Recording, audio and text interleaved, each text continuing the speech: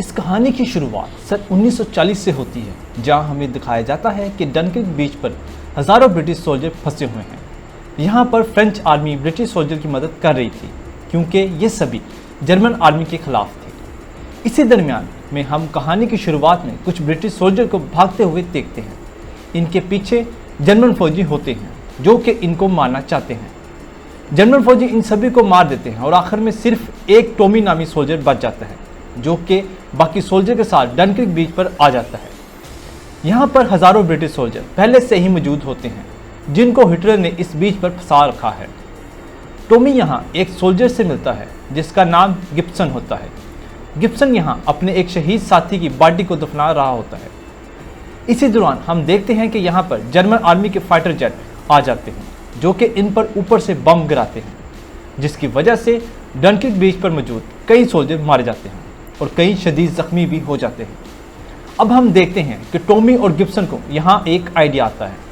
वो डनकिर्क बीच से किसी जख्मी सोल्जर को हॉस्पिटल शिप पर लेकर जाते हैं, क्योंकि अब ये इस जख्मी सोल्जर के सहारे इस बीच से निकलकर अपने घर वापस जा सकते हैं। लेकिन इनको इस शिप के अंदर नहीं जाने दिया जाता। अब ये दोनों एक पुल के नीचे छुप जाते हैं और अगले शिप का आने का इंतजार करते हैं। ये दोनों प्लान करते हैं कि जैसे ही अगला शिप आएगा ये दोनों उसमें छुप कर बैठ जाएंगे। लेकिन अगले शिप के आने से पहले ही एक बार फिर जर्मन फाइटर जेट आकर बम गिराना शुरू कर देते हैं। अब इस हमले में वो हॉस्पिटल शिप तबाह हो जाता है। टॉमी और गिब्सन इस शिप में से एक सोल्जर की जान बचा लेते हैं। इस सोल्जर का नाम होता है एलेक्स। अब ये तीनों रात को एक शिप के अंदर चले जाते हैं, जहाँ टॉमी और एलेक्स को खाना भी मिलता है। गिब्सन इस वक्त इनके साथ नहीं होता, वो इस शिप के ऊपर वाले हिस्से में होता है। यहाँ एक बार फिर से इन पर फाइटर जेट हमला कर देते हैं। अब इससे पहले कि टॉमी और एलेक्स इस शिप पर डूबकर मरते, गिब्सन सही वक्त पर आकर इन दोनों को बचा लेता है। फिर हम देखते हैं कि ये तीनों तैरकर वापस डनकिर्क बीच पर आ जाते हैं। अब इन तीनों को ये बात समझ आ गई थी कि ये तीनों इतनी आसानी से इस बीच से वापस नहीं जा सकते। अब इधर हम इंग्लैंड के पीएम को देखते हैं, जो कि अपने प्राइवेट शिप्स के ओनर से दरख्वास्त करते हैं कि वो अपनी बोट्स इनको दे दें, ताकि ये इन बोट्स की मदद से डनकिर्क बीच पर फंसे अपने सोल्जर्स को वापस घर ला सके। दरअसल डनकिर्क का किनारा ज़्यादा गहरा नहीं होता, जिसकी वजह से वहाँ पर बड़ी शिप नहीं जा पा रही थी। इसीलिए अब ब्रिटिश गवर्नमेंट अपनी छोटी शिप्स भेजना चाहती है। ये लोग अब अपनी शिप्स गवर्नमेंट को दे देते हैं ताकि ये इनकी मदद कर सकें। अब यहाँ एक आदमी होता है जो कि अपनी शिप्स गवर्नमेंट को नहीं देकर खुद ही अपने बेटे के साथ डनकिर्क बीच के लिए रवाना हो जाता है। रास्ते में इनको एक तबाह हाल शिप दिखती है, जिसके ऊपर एक सोल्जर बैठा होता है। ये इस सोल्जर को अपनी शिप पर ले लेते हैं, लेकिन जब इस सोल्जर को पता चलता है कि ये डनकिर्क बीच की तरफ जा रहे हैं, तो वो सोल्जर बहुत डर जाता है, क्योंकि ये अभी उस जहन्नुम से बड़ी मुश्किल से अपनी जान बचा कर आया होता है। इसलिए ये अब दोबारा वहाँ नहीं जाना चाहता। इसी बात पर इनमें आपस में बहस हो जाती है और बात हाथापाई तक चली जाती है। इस हाथापाई में एक लड़के के सर पर चोट लग जाती है।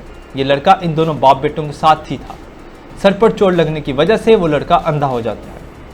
इस लड़के को जख्मी देखकर वो सोल्जर भी अब खामोश हो जाता है। जिसके बाद हम देखते हैं कि ये लोग अपनी बोट के सहारे डनकिर्क बीच की तरफ रवाना हो जाते हैं। इधर हमें डनकिर्क बीच पर इन तीनों लड़कों को दिखाया जाता है, जो कि स्कॉटिश सोल्जर के साथ एक शिप तक पहुंचते हैं। यह शिप समुद्र के किनारे पर फंसी हुई होती है।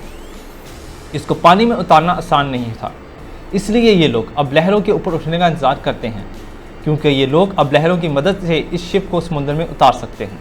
अब रात को जब ये सभी सोल्जर इस शिप के अंदर बैठे होते हैं, तो जर्मन फौजी बाहर से इन पर गोलियां बरसा देते हैं। काफ़ी देर फायरिंग करने के बाद जर्मन को लगता है कि इस शिप पर शायद कोई नहीं है, इसलिए वो लोग अब इनकी शिप में गोलियां बरसाना बंद कर देते हैं।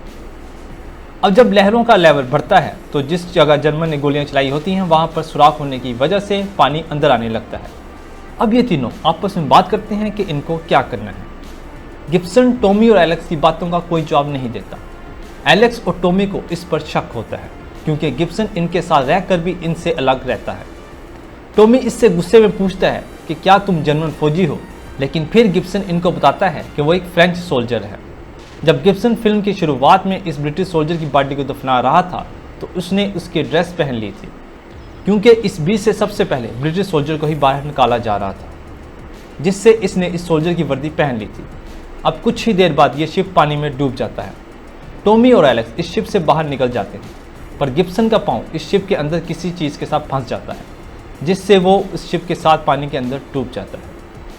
अब यहाँ जितने भी सोल्जर थे वो अपने सामने एक और शिप को देखते हैं, जिसको देखकर ये सभी इस शिप की तरफ अपनी जान बचाने के लिए तैरना शुरू कर देते हैं। अब उसी वक्त इनके मुल्क के 3 फाइटर जेट आ जाते हैं, जो कि डनक्रिक बीच पर जाकर जर्मन फाइटर जेट से फाइट करना चाहते हैं, क्योंकि इन्हीं जेट की वजह से इनके लाखों सोल्जर इस बीच पर फंसे हुए हैं। अब हम देखते हैं कि दोनों तरफ से हवाई हमला शुरू हो जाता है। अब तक दोनों तरफ से एक एक फाइटर तबाह हो जाता है। थोड़ी देर बाद इनका एक और जहाज़ समुंदर में तबाह हो जाता है। इस जहाज़ का पायलट अभी भी जिंदा था, लेकिन वो इस क्रैश में जहाज़ पर फंस जाता है। इस लम्हे वो आदमी अपनी बोट लेकर इस जहाज़ के पास आ जाता है, जो कि डनक्रिक बीच पर आकर सोल्जर की जान बचाना चाहता था। वो सबसे पहले इस पायलट को बाहर निकालता है और फिर वो इस पायलट को अपने बोट के ऊपर ले लेता है। इधर हमें टॉमी और एलेक्स को दिखाया जाता है, जो कि अपनी जान बचाने के लिए इस शिप पर चढ़ना चाहते हैं, लेकिन जर्मन आर्मी का एक फाइटर जेट इस शिप पर बम गिरा देता है, जिससे यह शिप भी अब पानी में डूब जाता है। ये देखने के बाद टॉमी और एलेक्स को लगता है कि इनको अब यहाँ से कोई नहीं बचा सकता, लेकिन कुछ ही वक्त बाद वो आदमी अपने बेटे और इन दोनों सोल्जर्स के साथ इनके पास पहुँच जाता है। यहाँ पर आकर वो टॉमी और एलेक्स के साथ साथ इन बाकी सोल्जर्स को भी अपनी बोट के ऊपर ले लेता है, जो कि इस वक्त पानी के अंदर थे। अब हम देखते हैं कि इनके साथ साथ दूसरी बोट्स भी आ जाती हैं, जो कि इन सभी सोल्जर को अपनी अपनी बोट्स में बैठाकर इन सब की जान बचा लेते हैं।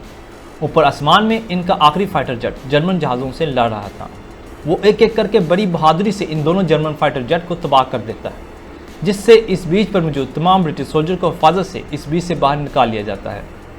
लेकिन इसके बाद हमें पता चलता है कि ब्रिटिश आर्मी का वो आखिरी फाइटर जेट, इसका पायलट फ्यूल खत्म होने की वजह से इस जहाज़ को समुद्र किनारे बड़ी ही मुश्किल से जहाज़ को लैंड करवाता है। ये फाइटर जेट बहुत ही बुरी तरह से तबाह हो चुका था, लेकिन पायलट अपनी जान बचा लेता है। लेकिन यहाँ पर सबसे दुख की बात ये होती है कि इसको यहाँ जर्मन फौजी पकड़ लेते हैं। इस पायलट की बहादुरी की वजह से लाखों ब्रिटिश सोल्जर की जान बच पाई, लेकिन वो खुद नहीं बच पाया। इस फिल्म के आखिर में हमें बताया जाता है कि इस बीच से इन्होंने 3,35,000 के करीब सोल्जर्स को अपने अपने घरों तक पहुँचाया, और साथ ही साथ इन्होंने वहाँ से फ्रेंच सोल्जर को भी बाहर निकाला, जिसके बाद ये फिल्म यहीं ख़त्म हो जाती है। तो दोस्तों, ये थी हमारी आज की वीडियो। अगर आपको हमारी वीडियो पसंद आए तो हमारी वीडियो को लाइक और चैनल को सब्सक्राइब लाजमी कर दीजिए।